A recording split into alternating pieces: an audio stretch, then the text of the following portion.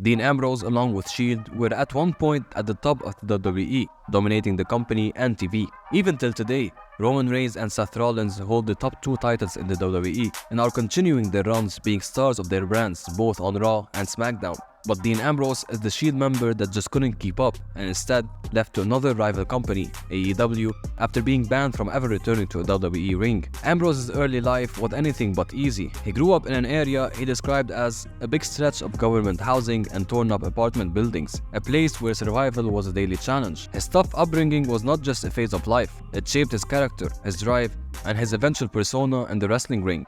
Ambrose's journey into wrestling started with a bold decision, dropping out of high school. After attending a show promoted by the Heartland Wrestling Association, Ambrose found his calling. He joined the Les Thatcher wrestling camp and embarked on a rigorous training regime. Inspired by legends like Hulk Hogan and Macho Man Randy Savage, it was Bret Hart who captured young Ambrose's imagination. Before the big WWE debut, Ambrose carved out a name for himself in the independent wrestling circuit. He wasn't just a participant, he was a standout performer, winning the World Championship in HWA 3 times and the CZW World Championship twice. He then joined FCW under the name Jon Moxley, and he quickly made his mark. His debut against Hunico was just the beginning. He soon found himself in an intense rivalry with Seth Rollins, which culminated in the first ever FCW 30-minute Iron Man match. But it wasn't just his in-ring skills that caught attention. His feud with William Regal was a masterclass in storytelling, transcending beyond just matches to include compelling promos and captivating narrative arcs. Now let's jump to Survivor Series 2012, a pivotal moment in Ambrose's career and WWE history. Ambrose, along with Seth Rollins and Roman Reigns, debuted as The Shield. They stormed the ring, triple powerbombing Ryback through a table and helping CM Punk retain his championship. This wasn't just an arrival, it was a statement. The Shield quickly became synonymous with chaos and injustice,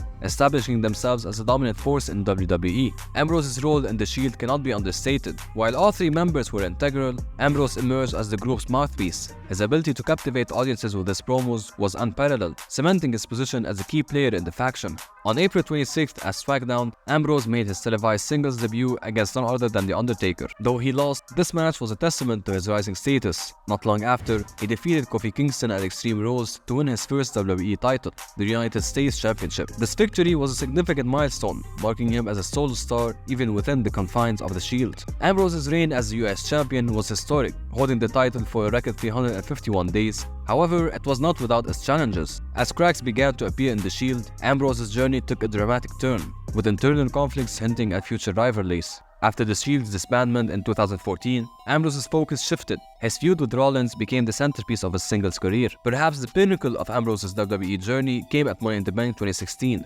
After Rollins won the WWE World Heavyweight Championship from Reigns, Ambrose, who had won the Money in the Bank contract earlier that year, cashed in to win his first championship. This moment was the culmination of years of hard work. It was a night where all 3 members of the Shield held the title, a testament to the faction's impact and Ambrose's undeniable talent. And this is where things started to take a turn to the worst. As Dean Ambrose's star continued to rise within the WWE, so too did his frustrations with the creative direction of his character. Despite his success, including a memorable run as the WWE champion and being a crucial member of the Shield, Ambrose faced mounting dissatisfaction with the storylines presented to him. His discontent was not about a lack of success or recognition. It stemmed from a deeper, more fundamental issue: the creative process and how his character was portrayed. The issues began to surface more prominently after the Shield split. Ambrose's character, which initially had the potential to be a smart, unpredictable anti-hero, reminiscent of the Attitude Era, began to lose its edge. Instead, WWE's direction turned him into what many saw as a prop comic. From dressing as the Mountie to assaulting foes with hot dog carts, these comedic antics not only failed to resonate with the audience, but also seemed to diminish the very essence of what made Ambrose's character appealing. In his own words, the creative process in WWE became increasingly taxing.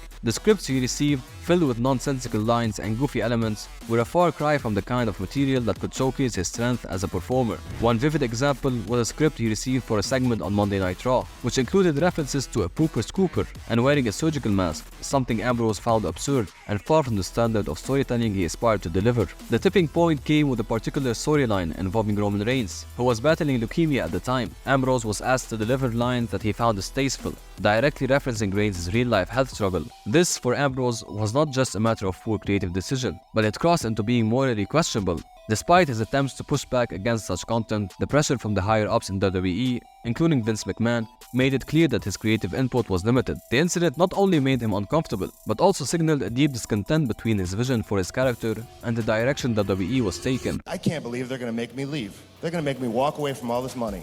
I can't believe that. Can we not just write one good storyline? Can we not write one good promo? Does everything have to be fucking stupid? Ambrose's decision to leave WWE was not taken lightly. Reports suggest that he turned down a substantial contract renewal, indicating that his issues with the company ran deeper than financial incentives. Moxley's transition to AEW came after a period of growing discontent during his time in WWE. Despite his gratitude for the experience and relationships formed in WWE, including meeting his wife, Renee Young, Moxley described leaving the company as having the weight of a world lifted off his shoulder. His last match was on April 21, 2019, when The Shield took on the team of Bobby Lashley, Baron Corbin, and Drew McIntyre. They won the tag team match, and after competing in the last Raw match, he officially said goodbye to the WWE. Roman Reigns and Seth Rollins continued their journey and went on to dominate the company. Roman Reigns having his historic WWE Championship run, and Seth Rollins capturing many WWE Championships and currently the World Heavyweight Champion. After leaving the company in 2019, Dean Ambrose immediately signed for AEW, making his debut at AEW Double or Nothing 2019 as Jon Moxley,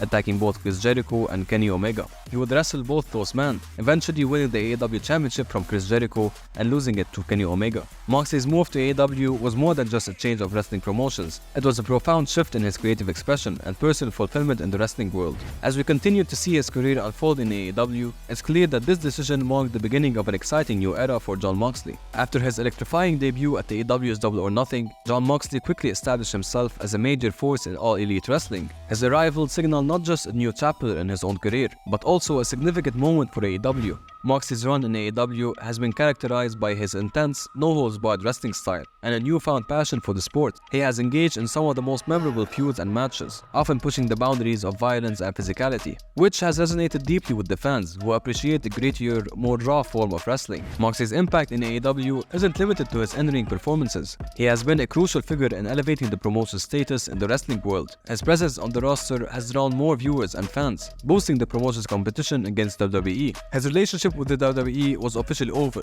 and it seems like neither parties want anything to do with the other. But we did see stars like Cody Rhodes and even CM Punk join AEW, and then later returning to WWE. When asked about a potential return to the ring with WWE, Moxley said never say never, and that he would listen if they called, but seemed unlikely to make the step back to WWE from AEW. You gotta say never, because you don't want to run back what you said years later because you don't know what will happen. Just the creation of AEW was so vital to the wrestling industry, and that's part of the reason why I'm so proud to be part of it. I wouldn't rule out ever doing business with them again. If they called, I would listen, but I highly doubt we'd ever be on the same page. I'd be open to an idea, but I highly doubt anything would materialize. For Moxley, it's never say never, but for WWE, it's clear that they do not intend on having him back and are keen on keeping the space between them as far away as possible. Would you want Dean to come back to the WWE and reunite with Seth and Roman, or do you think his ship has sailed? Let us know down in the comments and make sure you subscribe for more wrestling content.